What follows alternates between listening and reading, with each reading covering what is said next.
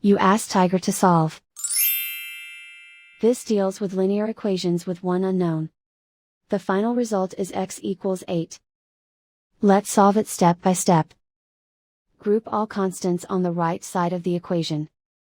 Subtract 4 from both sides.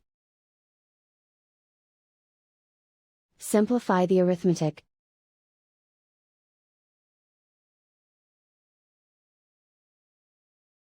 Isolate the x. Multiply both sides by inverse fraction 4 over -3. Move the negative sign from the denominator to the numerator. Group like terms. Multiply the coefficients. Simplify the arithmetic.